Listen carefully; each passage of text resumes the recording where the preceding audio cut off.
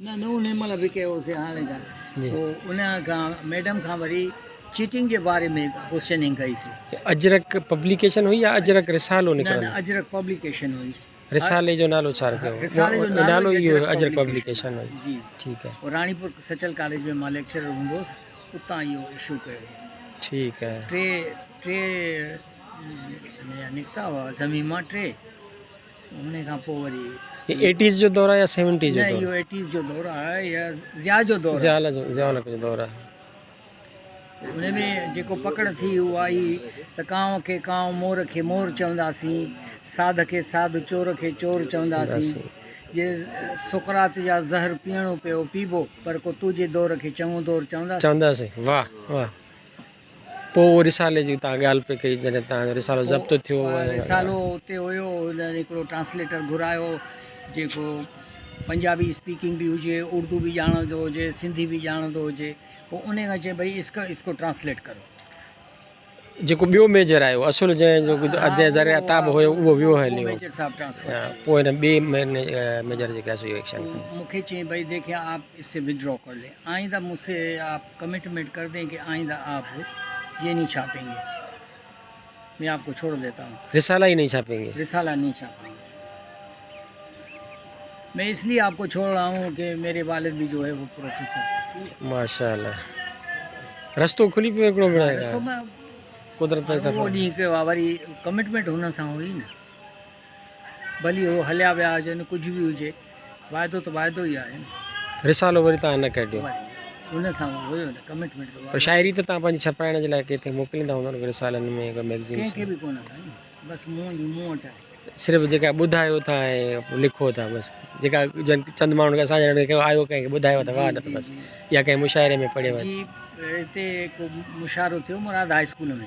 जी जी। मुंहिंजो कज़न मरहूम साईं गुलशाह, अल्लाह साईं मग़फ़िरत फरमाइस, वो चेयरमैन भी हुआ म्यूनसिपलिटी जा, प्लस MPA भी हुआ, पार्लियामेंट सेक्रेटरी भी हुआ, ऐं मुराद हाई स्कूल जा ओल्ड स्टूडेंट भी हुआ।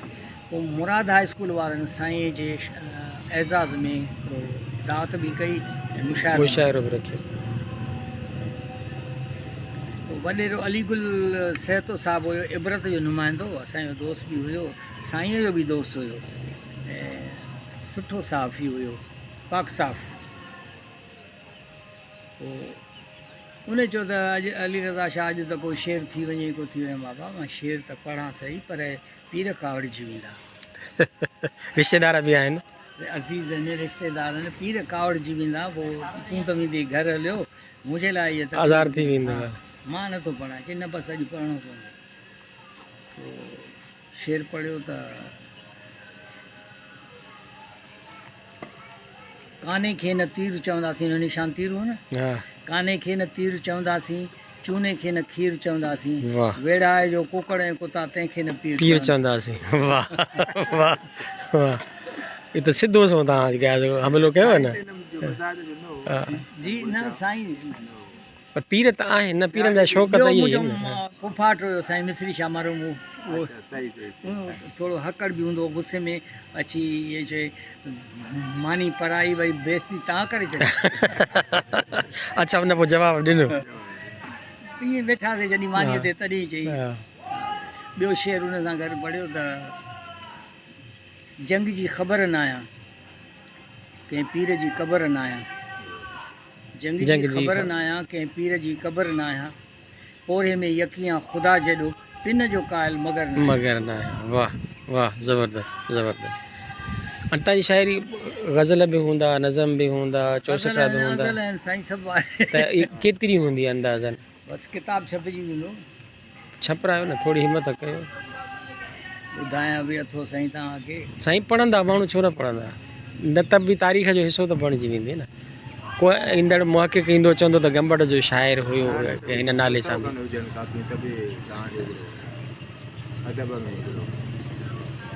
अदब में खोट थींदी। हा हा, न खोट ई सम्झो। तव्हां शाइरी कहिड़े सन खां शुरू कई, कहिड़ी उमिरि खां शुरू कई? शाइरी त साईं मूंखे यादि न आहे त कॾहिं कई आहे। पोइ ॿुधायो तव्हांखे त जॾहिं हाज़मो ख़राबु थी वेंदो आहे त। हाज़मो पहिरियों दफ़ो हाज़मो कॾहिं ख़राबु थियो? उहो इहा 70s में तव्हां तॾहिं बि लेक्चरर हुया लेक्चरर भी हुयुसि, स्टूडेंट भी हुयुसि सचल कॉलेज जो। माशाअल्लाह। ऐं सचल सरमस जो जेको रिसालो मुरतब कयो वियो असांजे नाना कयो। जुमे जुमे ॾींहुं वेंदा हुआसीं सचल जे दरगाह ते। फ़क़ीर मियाँ रजब अली उनजो ड्राख वारो मन हूंदो उते, जीअं तपेदार जूं ॻाढ़ियूं कढियूं हूंदियूं आहिनि ईअं सचल साईं जा कलाम उन ॻंढ में हूंदा हुआ। पोइ नाना साईं कढंदो उतां, पोइ कॾहिं खुटल हुजे कॾहिं वधियल हुजे, पोइ फ़क़ीर बि ईंदा हुआ। पोइ इहो सुर फलाणो इहो सुर फ़क़ीर ॿुधाईंदा। नाना साईं उन्हनि खे ॿुधाईंदो त बाबा हे फलाणो सुर आहे, हे फलाणो सुर आहे, हे फलाणो सुर आहे। तव्हांजो नाना साईं जो नालो? हकीम मौलवी मोहम्मद सादिक अब्बासी। मौलवी मोहम्मद सादिक राणीपुर वारो। राणीपुर। सिराइकी रिसालो उन्हनि जो जेका तरतीब ॾिनल आहे न। सिराइकी प्लस उर्दू बि। हा सिराइकी ऐं उर्दू। छो जो सिंधी त उस्मान अली अंसारी जो। हा ऐं हिंदुनि जी आहे न गीता, भगवत गीता जो सिंधी में तर्जुमो कयो आहे नाना साईं। तव्हां वटि मौजूदु आहे हिन वक़्तु? मूं वटि हुजे हा त तव्हांखे गिफ्ट कयां हा।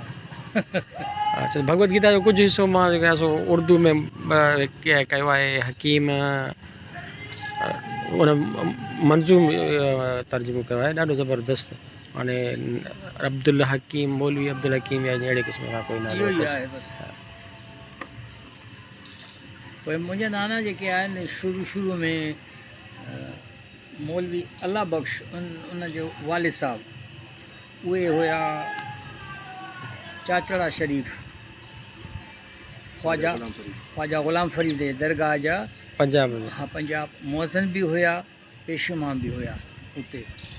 असांजो ॾाढो साईं ग़ुलाम मुहिद्दीन शाह हिकु दफ़ो विया दरगाह ते, चाचड़ा शरीफ़ विया, दावत करे विया। सही।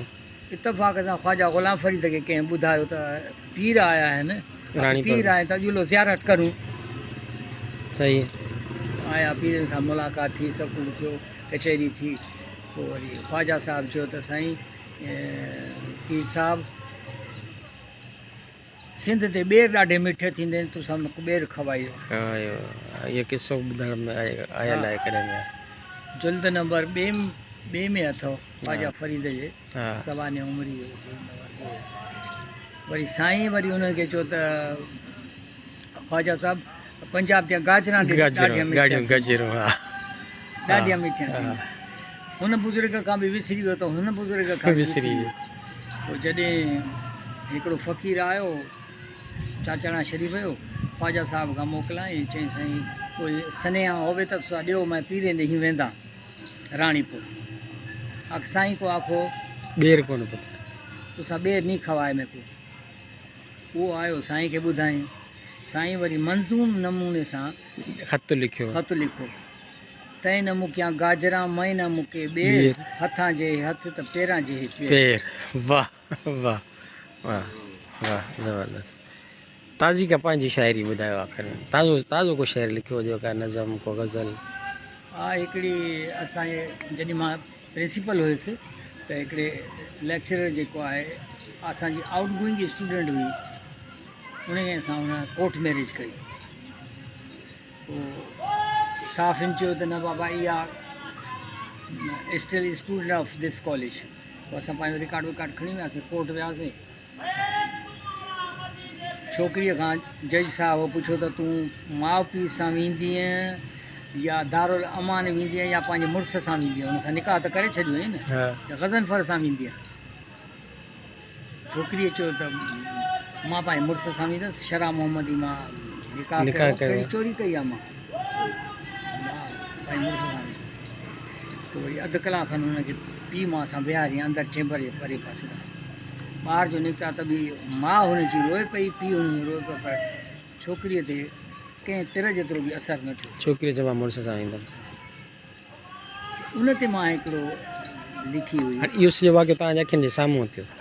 उन में मां इनवॉल्व हुयुसि न। सही।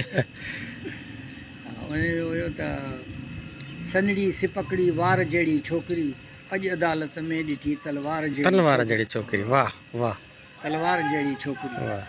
जंहिं ॾिठी अख़बारुनि में ईंदो हो न, जंहिं ॾिठी तंहिं पढ़ी सूंहं जी सुर्खी, अलाए त कंहिंजी अख़बार जहिड़ी छोकिरी। वाह।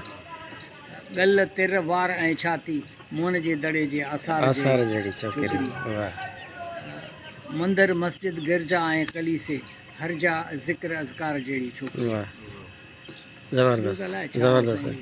ज़बरदस्त